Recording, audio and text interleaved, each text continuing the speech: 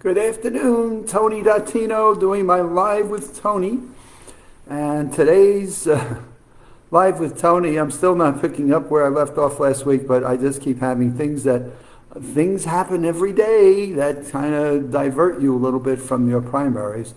And what I wanted to talk about today was why I missed Monday evening's Live with Tony, which is rare that I miss one. But I still have some hair left in my head, though it's falling out on its own, as well as I wanted to pull it out come Monday evening. And it all goes back to a cell phone. A cell phone. See the cell phone? It says hello.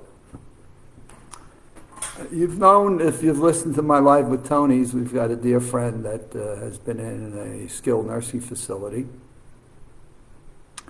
As we got to be back open again, we've been visiting, and the good news is that we've gotten her through the work that I've done over a period of time. We've gotten her back to be more socially active again. And you've heard me talk about she was in lockdown, and the social inactivity kind of caused her to withdraw. And as one of the things in progressing, we got her back onto her iPhone. Awesome. She was calling people, they were calling her. She was actually answering this again, having coherent conversations. It was like our friend returned to normal life.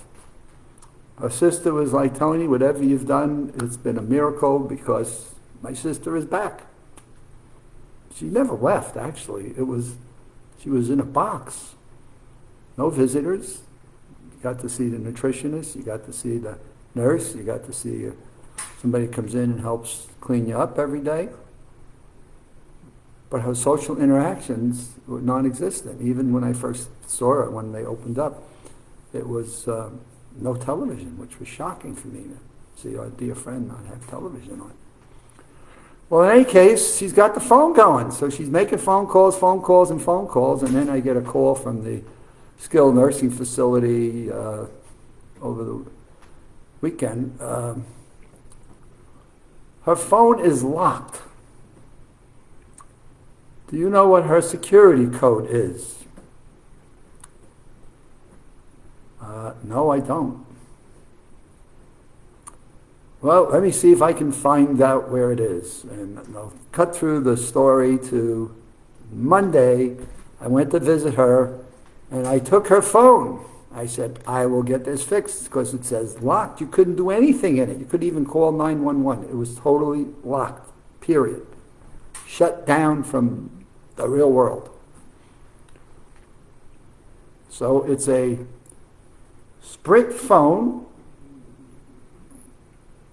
No, excuse me. It's a Sprint app. I'm learning now. It's an iPhone from Apple that was sold to her in a Sprint store. So her sister says, hey, we had this problem once before, and we took it to Sprint, and they were able to unlock it. Hey, I know where the Sprint store is. I'll take this to the Sprint store, show them what the challenge is, and they'll unlock it. That's simple. We look at all the records, all the data. The technical person at the Sprint store says, you really need to go to Apple to be able to get this unlocked. But they should be able to do it over the telephone. Here's what you're going to need. So after an hour in the Sprint store, I get the phone back in hand, totally locked, shut, impossible to do anything with it. Except this message that says hello. And off I now go back to home to get on a telephone with Apple. Except my granddaughter, who is a cell phone guru, is visiting before she's going off to Switzerland to study. So I say, Rachel, you are a cell phone expert. What can you help me with? So she gets the phone and she starts playing, and we get to the point of, so what's the user ID and passcode? She doesn't remember her user ID and or passcode. So Rachel at least helps me through, says, well, her user ID is probably going to be her email address. So why don't you give me that and let me get into the Apple app and let me see if I can help with that. So sure enough, it puts the user ID, the email address, and bing, great. So now we get past user ID and we get to passcode. And what do you do when you get the passcode? Her sister doesn't have it. Well, can you go find the box that it came in when she bought it just about 6 months ago? She finds the box, no passcode. I look through Daisy's file here, nothing in here, no passcode. It brings me to the point of how do we remember logins and passcodes? We have so many applications today, our banking, our personal, our Facebooks, our Googles, telephone bills, utility bills. What the heck do we do in trying to remember user IDs and passcodes?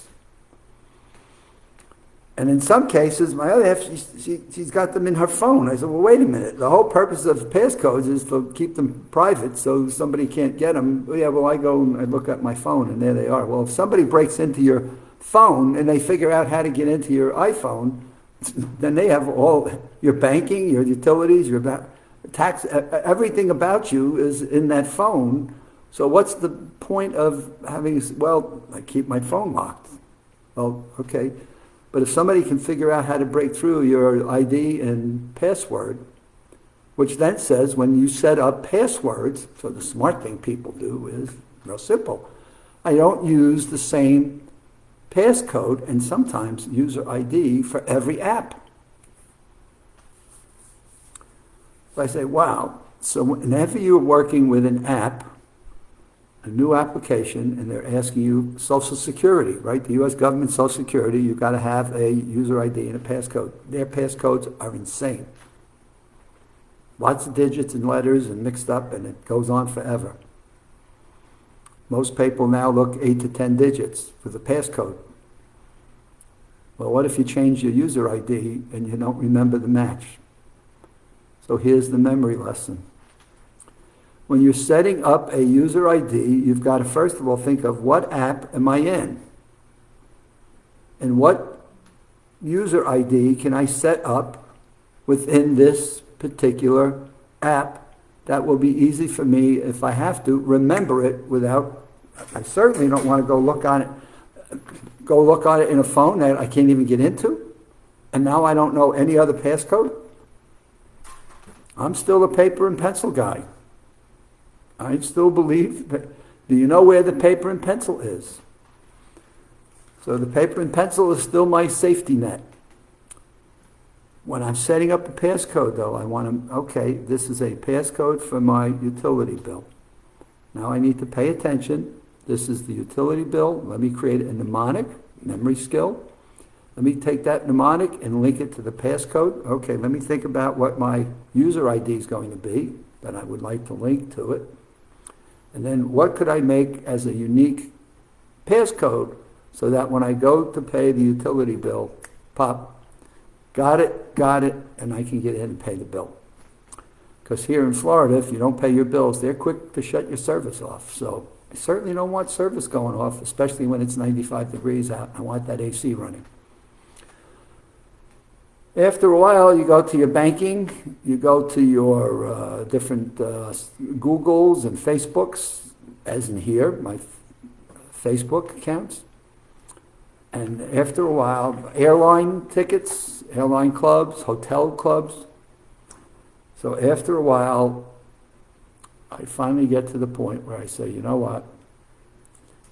In the short term, I'm not going to make this a memory course. Real quick now, I'm going to write them down on paper. And so I have paper and pen in hand as I go into new apps to put in new codes. The easiest way is to write down my user ID and my passcode. And Old Faithful, just remember one thing. Where do you put this piece of paper?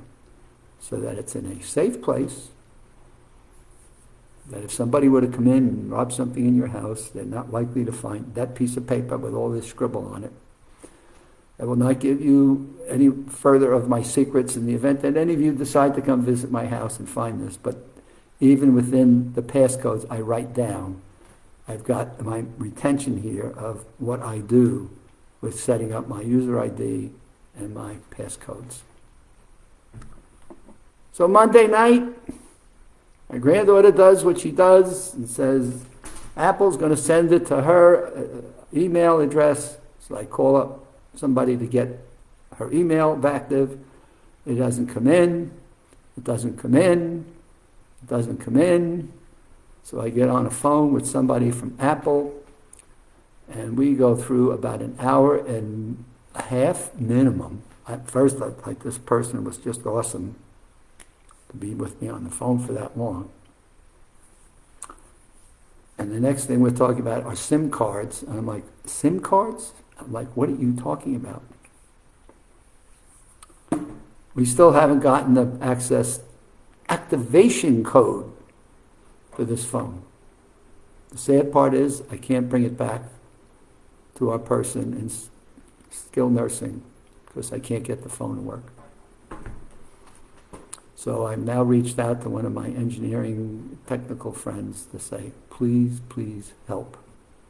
But I missed my Monday because I spent all my time trying to get this done so I could bring it back to our dear friend and give her a communication device as quickly as possible, which was allowing her to reconnect for social interaction, which I know is so vitally important to her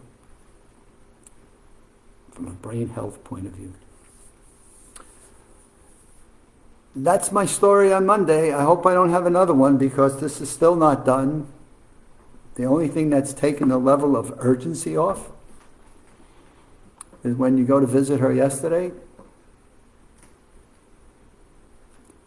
We're on lockdown. COVID here is accelerating its spread. No visitors for at least the next 2 weeks, and it may go longer than that. I don't have a phone to give her yet, but hopefully if I do, I can go to the front door and say, would you please bring this up to the room our friend is in, and at least let her have a way of communicating with people that are helping to rebuild her mental fitness and cognitive awareness. That's my life with Tony even tonight. Good knows what the heck Friday nights will be, because right now my world is excitingly engaging and lots of crazy stuff is going on, and COVID is not helping things because we had a number of things we're going to reinvigorate in September in terms of memory training and leadership frameworks, and all of a sudden a couple of those things have come back down. So we're going to stay in touch. We're going to keep doing Live with Tony's. I'm going to keep doing these forever anyway. But stay in touch, and I'll keep you abreast of what's going on in the world of Maximum Memory Mastery, which is the online course. Michael Dattino has started, in my opinion, is going to be the best online course that anybody's put together, called The Elements of Brain Health. The Elements of Brain Health. This thing is going to be a winner. It's going to be fantastic. And you can also catch me on YouTube. If you've got friends of yours that are not on Facebook, you can get them over to YouTube and they can listen to these over there. Have a good rest of your week, and we'll catch up with you on Friday.